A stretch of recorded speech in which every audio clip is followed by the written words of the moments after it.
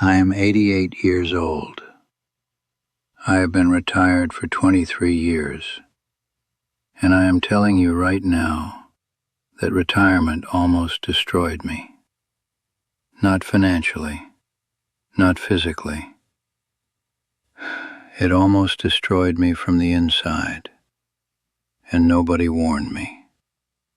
Not one person in all the years I spent working and saving and planning for that finish line said a single word about what was actually waiting for me on the other side of it.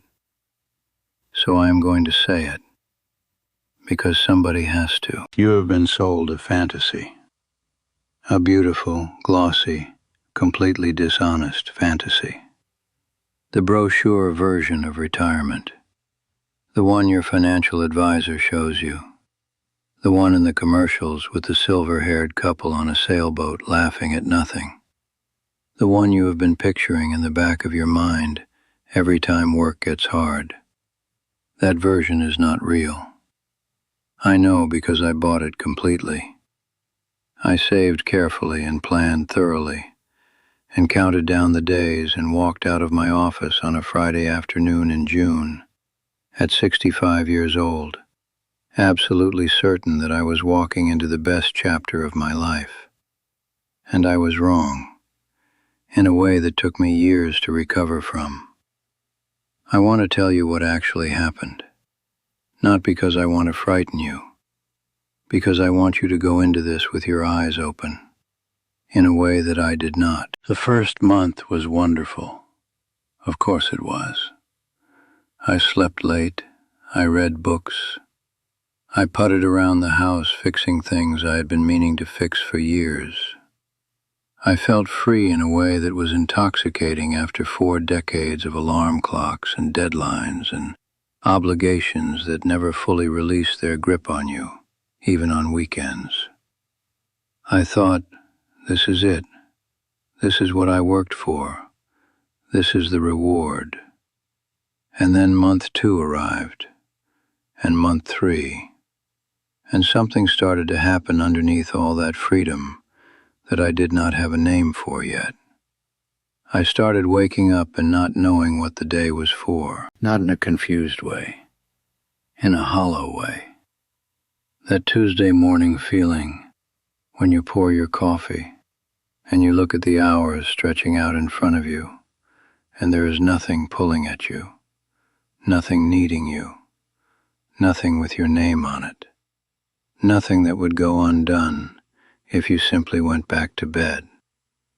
I had spent 40 years being needed, 40 years with a purpose that arrived automatically every morning and told me who I was and why I was getting up. And then one day it stopped, and the silence where that purpose used to be was louder than anything I had ever heard. I want to tell you about a man named Eugene. I met Eugene at a community center about 8 months into my retirement. He was 72, had retired 7 years earlier from a career in civil engineering, and he was the most visibly lost person I had ever seen, who was not in any kind of obvious crisis. Eugene had done everything right. He had the pension. He had the savings. He had the house paid off and the healthy body and the supportive wife and the 2 kids who called on Sundays. From the outside, Eugene was what retirement success looked like. From the inside, Eugene was a man slowly disappearing. He told me he had started going to the community center just to have somewhere to go. Not for any particular activity, just to be somewhere that was not his living room. He said he had never realized how much of his identity had been wrapped up in his job title, until the job title was gone, and he could not figure out what was left. He said his wife, a warm and patient woman named Frances, had started gently suggesting hobbies, the way you suggest things to someone who is not quite right, and you are hoping the right activity will fix them. Golf, woodworking, volunteering. Eugene tried them all with the dutiful joylessness of a man doing physical therapy after an injury. None of it fit. None of it filled the specific shape of the whole. Eugene's coffee mug from his old office was still in the kitchen cabinet. He had not used it since the retirement party. He could not bring himself to use it somewhere else, and he could not bring himself to throw it away. Frances told me that years later, after Eugene had passed. She said he used to take it out sometimes and just hold it for a minute and put it back. That mug was the whole story in one small object. A man holding on to the last physical proof that he had once mattered in a specific and daily and irreplaceable way. Now here is what everyone thinks the retirement problem is about. They think it is about money. Not enough saved, too much spending, outliving the account. And yes, financial planning matters. I am not dismissing that. But the retirement lie I am talking about is not a financial lie. It is a much deeper one. The lie is that retirement is the reward. The lie is that the goal of a working life is to stop working. The lie is that freedom from obligation is the same thing as fulfillment. And almost nobody questions it because the entire system, the financial industry, the culture, the way we talk about work is something to escape rather than something to build meaning from. All of it reinforces the fantasy. Work hard, sacrifice now, earn your rest. That is the deal. That is the promise. And the promise is missing the most important part. Purpose does not retire when you do. Your need for it does not retire. Your need to feel useful, to feel that your presence on this earth is making some kind of difference to somebody, that need does not collect a pension and move to Florida. It stays with you.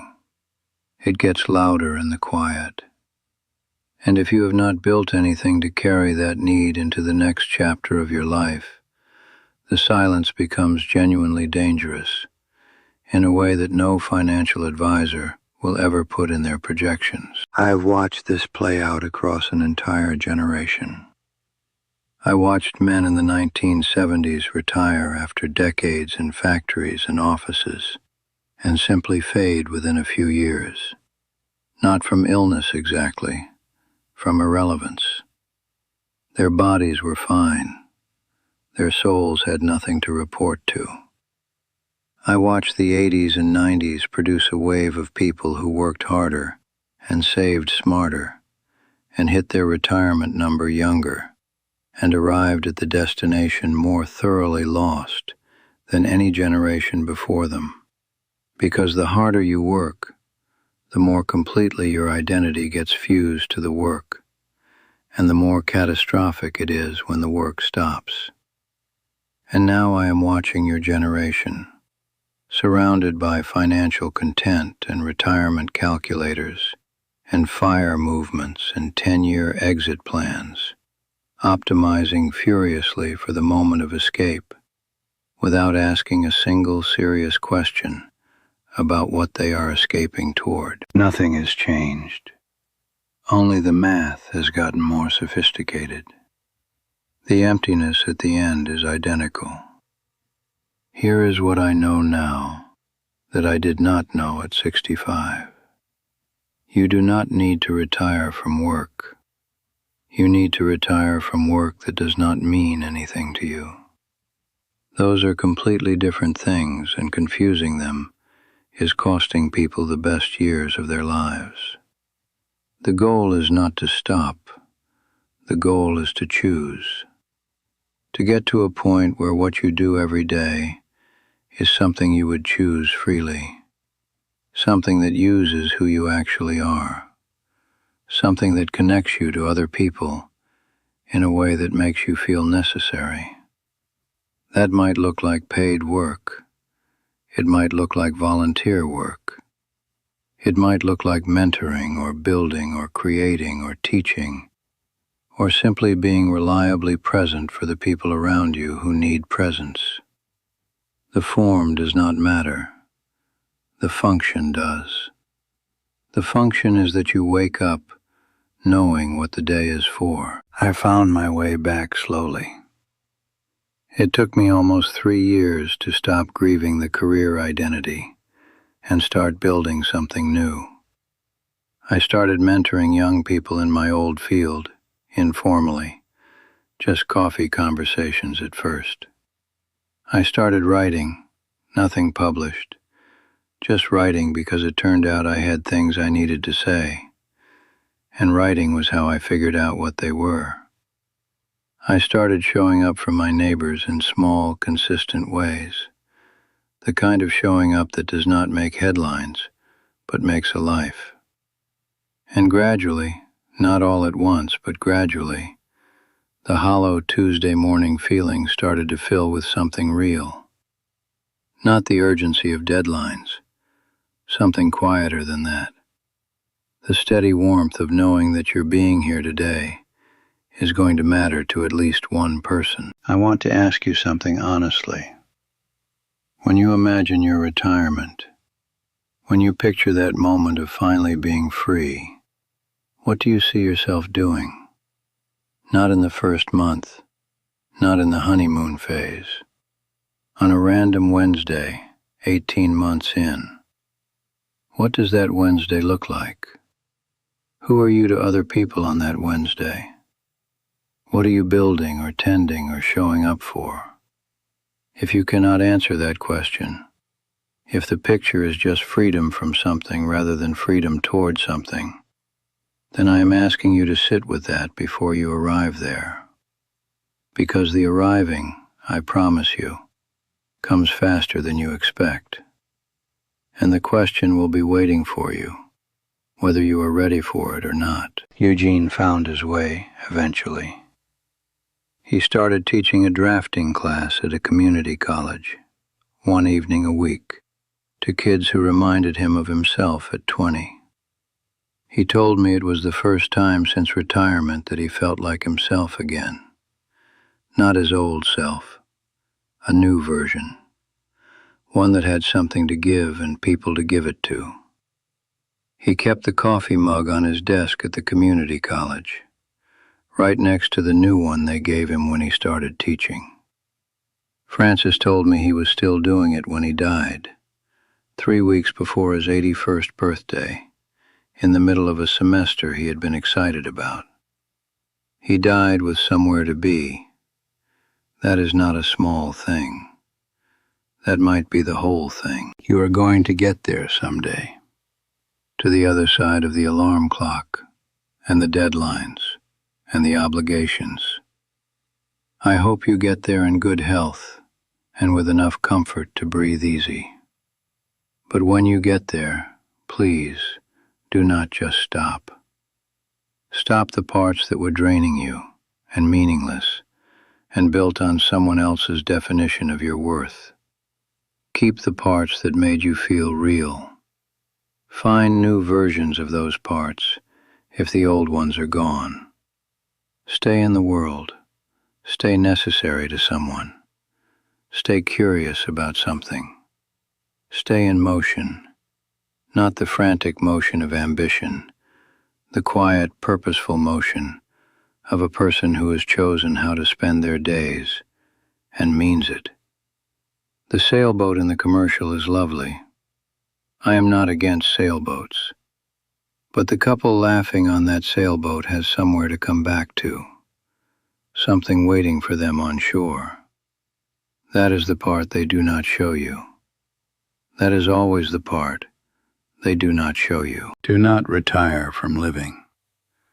That is the only retirement that will ever truly fail you. I am 88 years old, and I have somewhere to be tomorrow. So do you. Go find out where.